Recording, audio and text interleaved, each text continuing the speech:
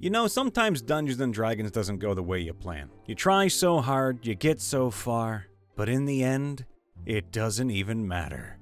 An unexpected ruling from the DM, a stupid action from a fellow player, or just bad dice rolls. Sometimes encounters go to hell in a handbasket.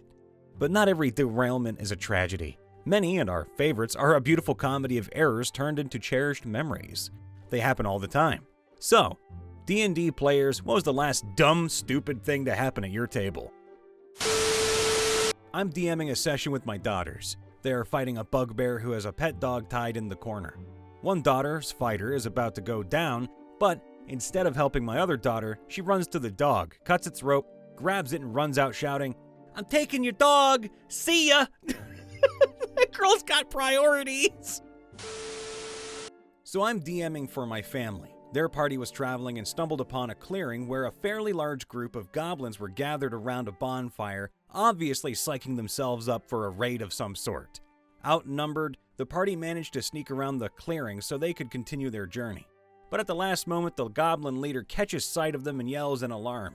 First kid spurs her horse and takes off, getting well away. Second kid sees this and follows his sister at a full gallop. The third kid, however, he just straight up hops off his horse, slaps its rear to send it after his siblings, and charges headlong into the goblins. The other two, however, refused to come back until either their brother or the goblins were dead. My party last night decided to steal my former PC, a Goliath bard named Griffin's, axe and blamed it on my current PC, Tyson Gray, so then I would be forced to roleplay a conversation, quote-unquote, between Griffin, Tyson, and Tilly, Tyson's spiritually bound dire wolf. What followed was all their fault. Also, I used Skype and couldn't undo my headset mid-game.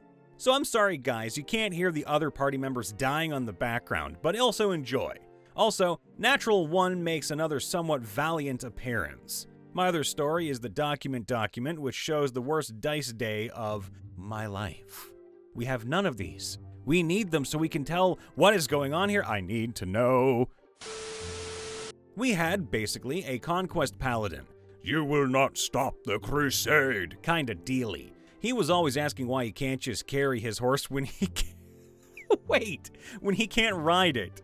Wait a minute, in our group playing as a giant, and it seemed like every time there were trees involved, he lost a major amount of health. If I remember correctly, he punched one particular tree to try and knock any spies out of it, but instead, he knocked down a trap that nat 20'd him twice. I'm pretty sure he's required a heal, and the only thing we gained from that is knowing traps were in trees. In the same session, we managed to kill a group of spiders. Along our journey, we encountered lots of spiders, and a cleric we traveled with had particularly bad luck with them. In this instance, a bugbear was with us, however, and began to eat the spider's legs. The cleric said something along the lines of, "Ugh, disgusting." I can't really remember. But I know it resulted in the bugbear throwing the spider leg at the cleric and knocking him unconscious after falling off his horse. The giant laughed so hard at this, he lost a good chunk of his health. In my first group, we found an abandoned village. While we were exploring the inn, our rogue found a very nice and expensive set of dwarf armor and looted it, having our barbarian carry it. We eventually figure out why the village had been abandoned, or more like evacuated, and that all the survivors were in a goblin camp. We find them, rescue them, bring them back, and we seek the innkeeper to figure out where to go next. Of course, the innkeeper is the dwarf who owns the armor, who our rogue then tries to sell the armor back to. After a badly failed deception later, with a very high DC because of course the dwarf would recognize his own armor, and the dwarf is warning our rogue that he best leave the armor and leave the town and not come back. The rogue then runs off taking the armor with him. Why just leave the armor? So, new campaign. It's the first game and we're starting things off getting into a tavern brawl with a bunch of NPCs. Our monk notices that the troublemakers all have the same tattoo somewhere on their body, marking them as part of a group. He makes the fairly logical conclusion that we might run into this group down the line, so he has our bard make a fake tattoo on him. High up on his bald forehead, one tense encounter with the city watch later, and we think to ask what group the tattoo of an eye belongs to. Well, here's our answer. Xanathar. Our monk spent several in-game hours walking around the city with the mark of the biggest thieves guild visible on his forehead. Needless to say, after that, our monk was very keen to buy a hat and make it clear to the DM that he is wearing the hat to cover the mark. We are now introducing Sir F***You. Last night, we added an experienced player to take the place of someone who dropped. Guy comes in as a paladin, and one of the first things we need to do is go talk to the guards in the city we're in and ask to see the records of prisoners they've kept there. Of course, myself, a rogue from the family that runs a thieves guild, and the tiefling decide that we'll go find something else to do in the city while the druid and paladin handle this little situation. Best that the guards not see us and get paranoid, of course. Paladin says I should come, so I tell him we should have a conversation about what I am outside. Make things less awkward, you know. Explaining why I shouldn't come. Took 30 minutes of in-game time because he thought it was of high repute to run such an organization. While this conversation is happening, an informant of my guild shows up, sees me, and runs when I tell him to come talk to me. Both myself and the tiefling try to stop him. Paladin sees the whole thing and hears me shout, "Stop him!"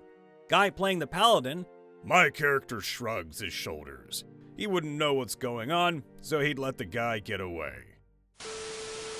Started a campaign in Curse of Strahd, playing a paladin for the first time. First session, I'm using the Detect Evil feature multiple times because the DM is making everything spooky and looks like we'll be ambushed. Well, nothing happens. 2 sessions later, we are investigating a shop, closed and locked in the middle of the day, and we find something that we found before, right before we were attacked by zombies. At this point, I completely forgotten about the Detect Evil ability I was so gung-ho about. Had I used it, we could have killed sleeping vampires. Instead, they ambushed us. Here's the moral of the story. Never lose your paranoia. Yeah, everybody, paranoia. Check all your surroundings constantly. I ran a homebrew campaign, and one of the players was an evil warlock that believed nothing could stand in his way. A fighter that just fought to not be bored, and 4 other people. They basically teleported deep below the earth to where the Tarrasque was, because they were supposed to stop someone from getting its blood to make a new Tarrasque avatar ritual. When they saw him trying to after the Tarrasque, they blew up the teleporter to keep him from leaving. But they saw him use a special item that let him teleport back to where he planned, which basically worked as a word of recall. They luckily fixed the teleporter after he got the blood. The warlock was fighting the Tarrasque and purposely did stupid attack that didn't work, because he didn't really know about Tarrasques. The 4 others in the party used the teleporter and just left him, knowing he would fight on his own, except for the fighter. Eventually, the warlock just used imprisonment, chaining, and they killed it with silvered weapons. The warlock just went back to the others and said, "Eat it. I did it easily." I recently have run some Ghosts of Saltmarsh. Ooh, that's a fun one. I had used a homebrew adventure around level 4 that involved escorting a polymorphed pirate down to the Temple of Zodgilla. Very creative, I know. To get him back, they found Zodgilla's treasure chambers and looted it. Naturally, that woke him up. All the players were swimming out back to the ship while I was describing him using his radioactive breath to escape. They were all getting onto the ship, and this one player, just one player, an undead paladin oathbreaker, wanted to do a flip-on. Well, he rolled a 1. I described how he sunk to the floor and woke up 2 hours later with the ship back in Saltmarsh and him laying on the ocean floor looking up as Zodgilla burnt him to a crisp. New character. In a recent game, our party split. 2 of them hearing something indicating a side quest. Viewers, down in the comments below, do not split the party. Say it with me. Do not split the party. Anyway, they go to a spooky house and see signs that someone is trying to hide in it. So of course they are investigating. Except one is in chain armor and can't stealth, low rolls. So whoever is hiding basically knows they are there. One low perception roll later, and our elf has been jumped by the old lady that owns the house, who is poking him with a sharp stick enough to do some damage. Fortunately, the rest of the party came and sorted things out. Or else we might have had a homicide on top of breaking and entering. What are you doing in my house? I swear on all of the gods old and new, get out! Hey, leave me alone. No, get out of here! You don't belong here! I paid my taxes!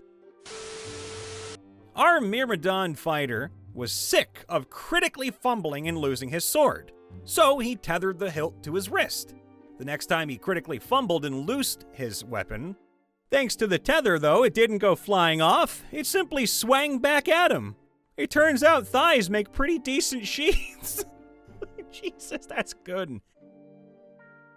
Hey everybody, Brian Von VA checking in after the vid. Make sure to leave a like, subscribe, ring that bell, and let us know down in the comments below.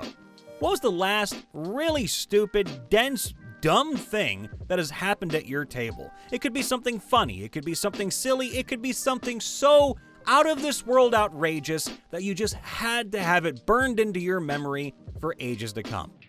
Let us know in the comments below. We love you all. See you next time. Bye for now.